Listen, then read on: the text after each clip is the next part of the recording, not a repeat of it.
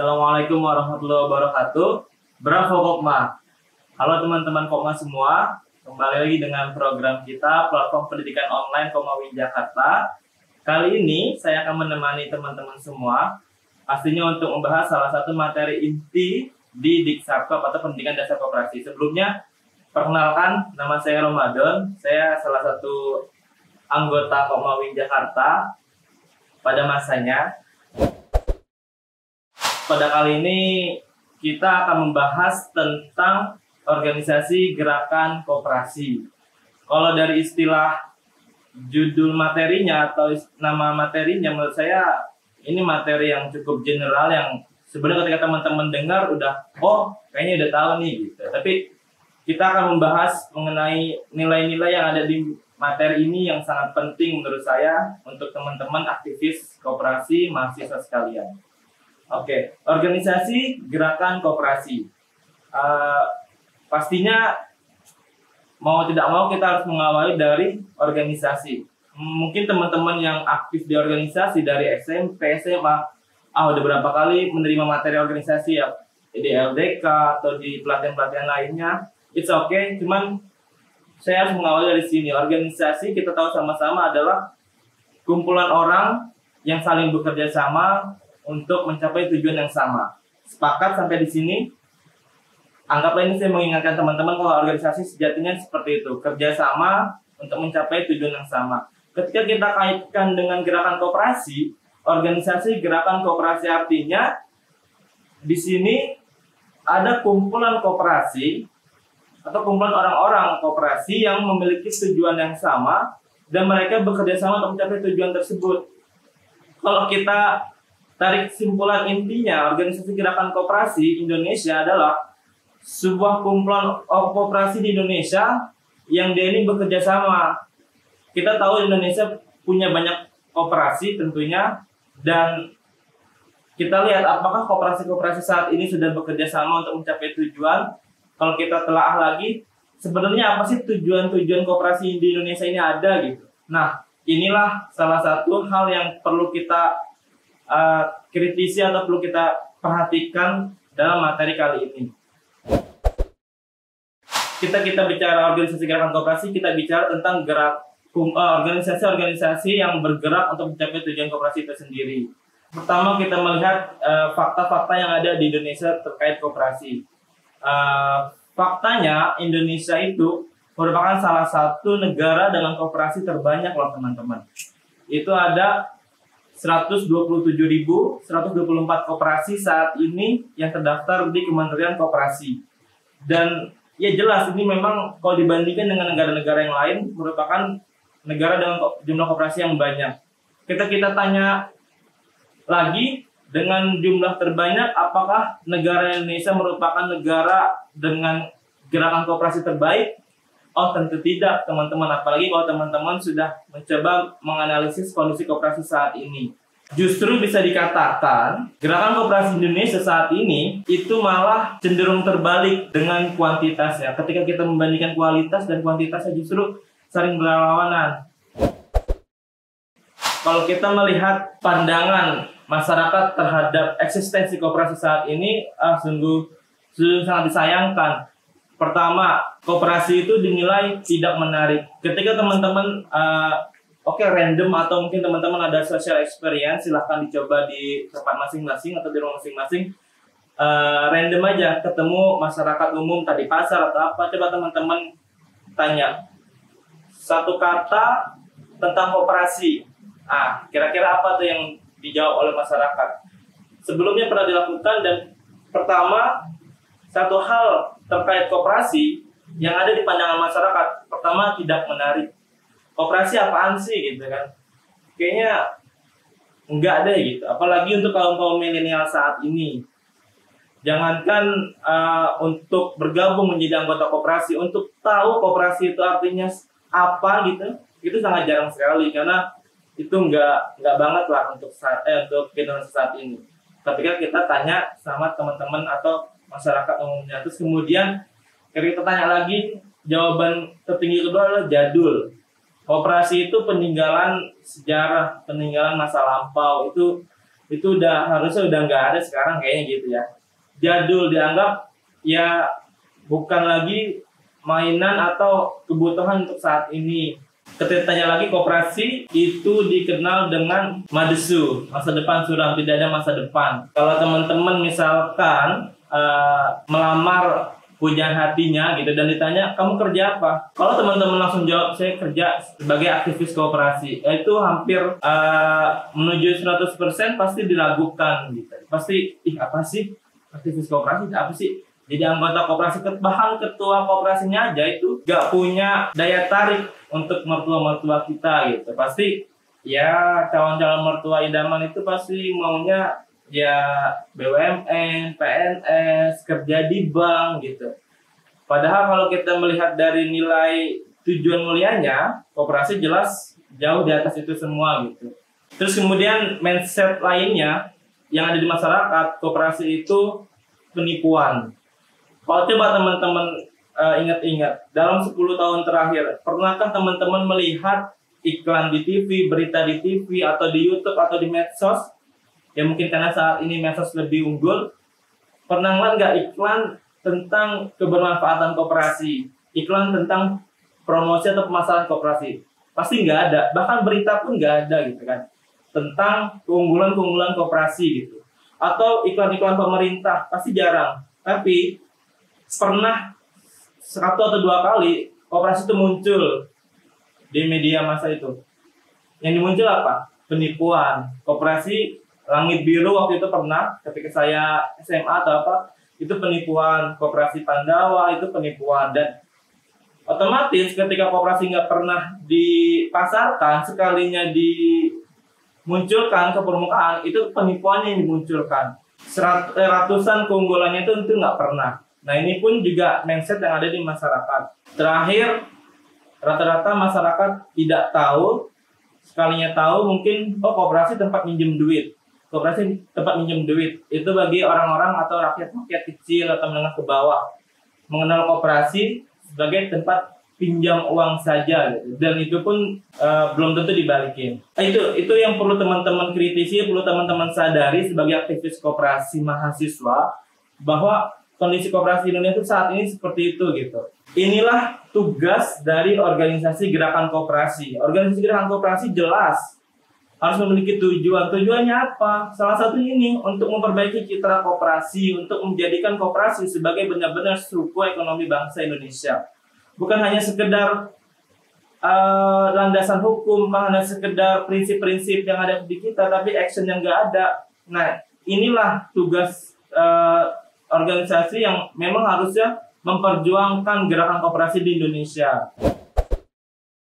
Kalau kita bicara mengenai organisasi gerakan koperasi Indonesia, saat ini tentu kita tahu itu namanya Dekopin, atau mungkin teman-teman yang baru bergabung dengan koperasi mahasiswa, Kopma, perlu ketahui bahwa satu-satunya organisasi gerakan koperasi di Indonesia yang menaungi seluruh gerakan koperasi Indonesia yaitu Dekopin, Dewan Koperasi Indonesia. Kita sedikit menengok ke belakang mengenai perkembangan adanya Dekopin ini. Jadi teman-teman, kita tahu setelah di masa perjuangan, setelah Raden Arya Wiratmadja itu memperkenalkan koperasi, itu sedikit demi sedikit gerakan koperasi mulai masif gitu. Dan melihat kondisi sangat pas karena waktu itu rakyat Indonesia sangat kesusahan, kesulitan, bahkan untuk kalangan-kalangan menengah ke atas pun juga ketika masa perjuangan kemerdekaan pun merasa sulit gitu. Munculnya koperasi menjadi benar-benar salah satu solusi gitu. Kemudian berkembang dan terus kemudian diperjuangkan, dan jelas dasar perjuangan ketika itu benar-benar untuk mensejahterakan masyarakat kecil, untuk meningkatkan taraf hidup rakyat Indonesia gitu. Nah, hingga akhirnya ketika Indonesia merdeka, kemudian pada tanggal 12 Juli tahun 1947, di situ diadakan kongres pertama koperasi di Indonesia dan dibentuklah SOKRI, Sentral Organisasi Gerakan Koperasi Indonesia. Nah, di mana sentral organisasi ini sebagai pusat komando untuk seluruh koperasi-koperasi yang ada di Indonesia. Terus kemudian berjalan lambat laun, SOKRI ini dirubah menjadi Dewan Koperasi Indonesia (DKI). Ini pun juga menjadi satu-satunya organisasi gerakan yang menaungi seluruh organ koperasi di Indonesia. Terus kemudian berubah lagi ketika Orde Baru menjadi Gerkopin, Gerakan Koperasi Indonesia.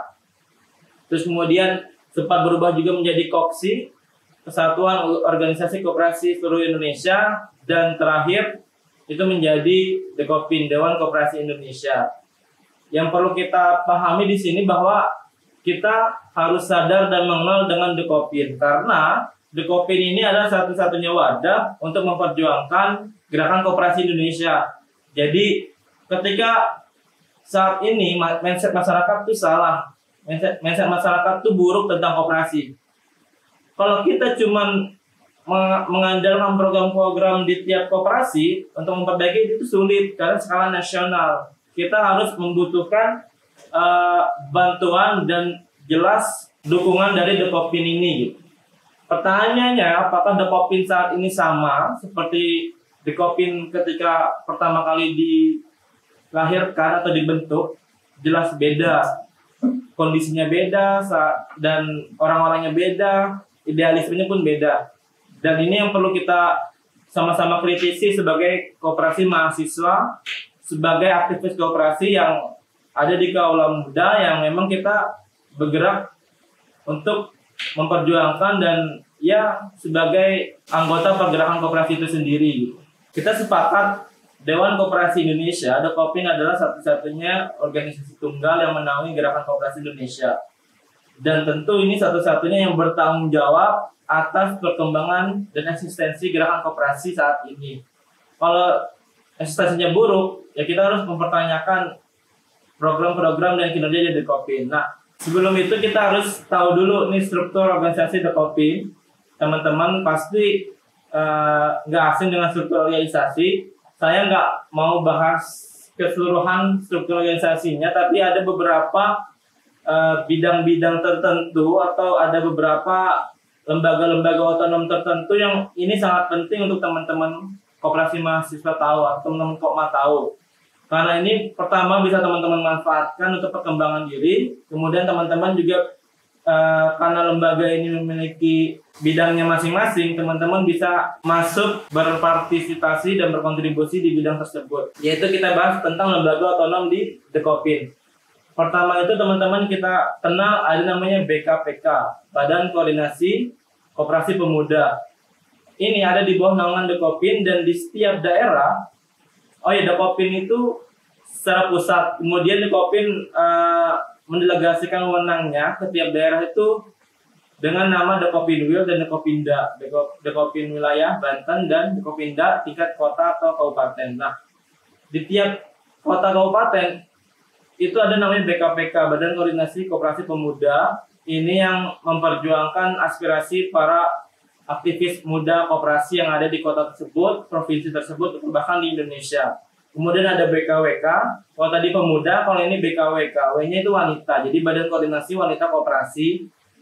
Kalau tadi aspirasi pemuda-pemuda koperasi, kalau ini aspirasi wanita-wanita koperasi, ibu-ibu koperasi atau siapapun yang bergender wanita dan aktif di koperasi. Terus kemudian juga ada LAPEDKOP, Lembaga Pendidikan Koperasi. Pendidikan koperasi jelas penting, itu salah satu prinsip kita. Dan Dekopin menghadirkan LAPEDKOP sebagai lembaga yang concern kepada perkembangan atau pendidikan koperasi itu sendiri. Terus kemudian ada BPIP, Badan Pusat Informasi Perkoperasian. Teman-teman kalau aktif atau teman-teman ingin mengetahui data-data koperasi yang update saat ini, teman-teman bisa masuk ke BPIP ini atau mencari tahu di BPIP ini. Kemudian ada JUK, Jaringan Usaha Koperasi. Ini adalah suatu lembaga yang menjaring usaha-usaha koperasi yang ada di kota tersebut atau provinsi tersebut. Karena jelas kerjasama antar koperasi itu sangat penting dan JUK ini menjadi motor utama untuk menggerakkan kerjasama tersebut. Terus kemudian juga ada LSP, Lembaga Sertifikasi Profesi di Koperasi. Nah, ternyata ada loh lembaga sertifikasi profesi di koperasi ini, teman-teman. Teman-teman bisa manfaatkan itu untuk mengasah kemampuan teman-teman semua. Dan ada juga namanya BPKH, itu Badan Pelayanan Konsultasi Hukum untuk Koperasi. Jadi sebenarnya koperasi ini di Dekopin sudah memiliki hampir keseluruhan lini yang perlu teman-teman lakukan untuk mengembangkan gerakan koperasi itu sendiri, mulai dari bidang hukum, terus kemudian usaha, terus kemudian keprofesian dan sebagainya itu sudah ada teman-teman. Tapi pertama untuk Kopmas sendiri jarang tahu, terus sekalinya tahu jarang ada yang mau untuk benar-benar berpartisipasi dan berkontribusi di sana gitu. Ini sangat penting untuk teman-teman Kopmas semua, teman-teman yang mungkin banyak yang baru mengenal koperasi, baru bergabung berkontribusi di koperasi ketika kuliah ini, dan ya teman-teman harus banget tahu dan kalau bisa gabung dengan lembaga-lembaga ini. Nah, ini yang penting di struktur organisasi menurut saya untuk saat ini teman-teman. Dan kemudian kita menuju ke peranan Dekopin atau peranan organisasi gerakan koperasi yang ada di Indonesia itu sendiri. Pertama, jelas peranan Dekopin adalah untuk menyerap aspirasi koperasi-koperasi di Indonesia. Kira-kira koperasi saat ini benar-benar kita tahu bahwa eksistensinya sangat kurang gitu. Kalau teman-teman perhatikan, mungkin ketika kampanye, ketika keseharian kita, atau bahkan ketika pemilu gitu, presiden, pernah dengar nggak presiden dia mengkampanyekan programnya di bidang koperasi? Pasti nggak pernah. Kayak ketika saya menjadi presiden, saya akan mengembangkan koperasi akan seperti A, B, C, dan D. Pernah dengar? Saya yakin nggak pernah. Atau mungkin wakil-wakil rakyat lainnya gitu, DPR atau apa di tingkat pusat dan sebagainya. Menurut saya itu bukan menjadi sebuah kampanye utama yang menarik, yang dijadikan sebagai daya jual oleh presiden atau calon presiden atau yang mencalonkan gitu. Karena jelas memang masyarakat saat ini melihat koperasi tidak seperti itu, tidak menarik dan bukan menjadi alasan utama untuk memilih seseorang. Nah, oleh karena itu ini bisa menjadi salah satu aspirasi koperasi, di mana gimana sih kita untuk mengembangkan eksistensi koperasi, meningkatkan. Kalau koperasi itu bagus loh, koperasi itu baik loh, nggak sama seperti apa yang ada di masyarakat. Nah, ini peran Dekopin, ini tugas dan tanggung jawab Dekopin sebagai organisasi gerakan koperasi untuk menerima aspirasi tersebut, terus kemudian menjadikan atau mentransformkan aspirasi tersebut menjadi sebuah tindakan nyata sebagai solusi. Selain menyerap aspirasi koperasi, tugas Dekopin atau peranan Dekopin adalah meningkatkan kesadaran masyarakat terhadap koperasi. Kenapa masyarakat saat ini banyak yang memiliki mindset salah terhadap koperasi? Tentunya karena kurangnya kesadaran terhadap koperasi. Salah satunya di situ. Terus kenapa banyak masyarakat, mahasiswa, pemuda-pemuda yang dia nggak mau gabung sama koperasi dan nggak tahu kalau koperasi itu baik untuk ekonomi kerakyatan, ya memang karena kesadaran koperasinya kurang gitu. Nah, ini pun menjadi peran utama dari Dekopin itu sendiri. Terus kemudian kerjasama antar koperasi, Dekopin sebagai pusat untuk melakukan kerjasama tersebut, dan terakhir adalah pendidikan koperasi, yaitu untuk menyelenggarakan pendidikan-pendidikan, karena ketika logikanya pendidikan ini hadir untuk meningkatkan kesadaran masyarakat, untuk menjadi wadah menyerap aspirasi masyarakat. Makanya pendidikan koperasi ini sangat penting dan menjadi salah satu prinsip koperasi itu sendiri. Nah, kalau tadi kan Dekopin ini kan satu-satunya organisasi gerakan koperasi utama di Indonesia. Tapi bukan berarti organisasi gerakan koperasi Indonesia itu cuma hanya Dekopin saja gitu. Di bawahnya ada afiliasi organisasi-organisasi koperasi yang itu tetap bernaung dengan Dekopin gitu, artinya tidak berseberangan dengan Dekopin, bahkan menjadi pengingat atau wadah untuk mengkritisi gerakan Dekopin itu sendiri gitu. Anggaplah sebagai anak-anaknya Dekopin, ketika kita anggap Dekopin ini sebagai induk tunggal organisasi gerakan koperasi. Itu pertama ada Kopindo, Koperasi Pemuda Indonesia. Kopindo ini dia berstatus sebagai koperasi sekunder. Teman-teman pasti tahu primer dan sekunder bedanya, dan Kopindo ini koperasi sekunder, artinya memiliki anggota-anggota yang sebagai koperasi primer. Sama kalau ini di kalangan pemuda Indonesia, tujuannya tetap untuk menselaraskan gerakan koperasi pemuda Indonesia. Terus kemudian ada AMKI, Asosiasi Manajer Koperasi di Indonesia, itu juga sebagai organisasi gerakan koperasi Indonesia yang notabene ada di kalangan manajer-manajer koperasi. Terus kemudian di tingkat mahasiswa ada FKKMI, Forum Komunikasi Koperasi Mahasiswa Indonesia. Ini tingkat nasional Indonesia. Kalau teman-teman Kopma memiliki aspirasi, memiliki program-program, terus kemudian bahkan memiliki kesulitan dan perlu bantuan dari lembaga-lembaga tertentu, FKKMI ini adalah tempat yang tepat untuk teman-teman semua menyalurkan aspirasi tersebut. Kita bisa lihat bagaimana pengurus FKKMI saat ini, terus siapa dan sebagaimana, teman-teman perlu cari tahu dan teman-teman harus membangun kerjasama serta komunikasi dengan FKKMI. Itu teman-teman Kopma ya. Terus kalau karena Kopma Win Jakarta di Jabodetabek, ini perlu saya sampaikan ada Asosiasi Koperasi Mahasiswa Jabodetabek Banten. Itu adalah organisasi gerakan koperasi di Indonesia, di Jabodetabek Banten untuk kalangan mahasiswa. AKM ini sangat penting dan menurut saya perlu dijadikan wadah teman-teman Kopma di Jabodetabek Banten untuk bergerak bersama, saling mengembangkan, saling bertukar pikiran. Bagaimana caranya biar Kopma di Jabodetabek ini bisa berkembang bersama-sama. Itu bahasan terkait organisasi gerakan koperasi teman-teman semua. Saya yakin banyak hal yang bisa teman-teman gali terkait organisasi gerakan koperasi di Indonesia. Teman-teman harus tahu, tadi saya hanya mengenalkan terkait apa aja sih organisasi gerakan koperasi di Indonesia gitu. Terus kenapa sih kita harus sadar dan harus ngeh terhadap organisasi gerakan koperasi Indonesia tersebut?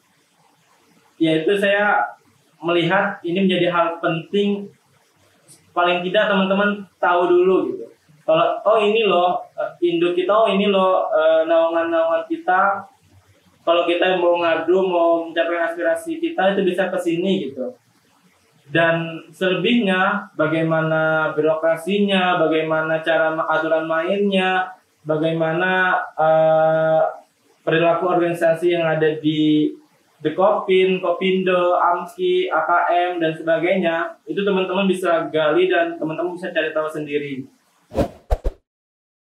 Dan sebenarnya koperasi itu ada harapan nggak sih gitu? Sebenarnya kalau kita pikir-pikir gitu ya, koperasi itu harusnya emang udah nggak ada aja sih atau gimana sih gitu kan? Kalau memang masyarakat mikirnya koperasi itu nggak baik, oh berarti bukan kebutuhan kita dong gitu. Ngapain sih kita maksa-maksa menggaungkan koperasi kalau memang ternyata koperasi nggak cocok di generasi saat ini. Kalau menurut saya pemikiran itu salah. Kalau menurut saya ya, karena jelas pertama koperasi itu nggak cuma ada di Indonesia. Kita kan mengenal International Cooperative Alliance, itu organisasi gerakan koperasi internasional di seluruh dunia. Fakta menariknya, koperasi-koperasi di negara-negara lain itu relatif lebih maju, bisa dikatakan jauh eksistensinya dibandingkan Indonesia. Padahal Indonesia terkenal dengan koperasi terbanyak ya. Kita bisa mengaca ke sana, kita bisa lihat ini adalah produk-produk koperasi negara-negara lain yang pada dasar kita nggak tahu kalau ini koperasi loh. Padahal ini ada perusahaan-perusahaan besar yang itu merupakan produk dari gerakan koperasi.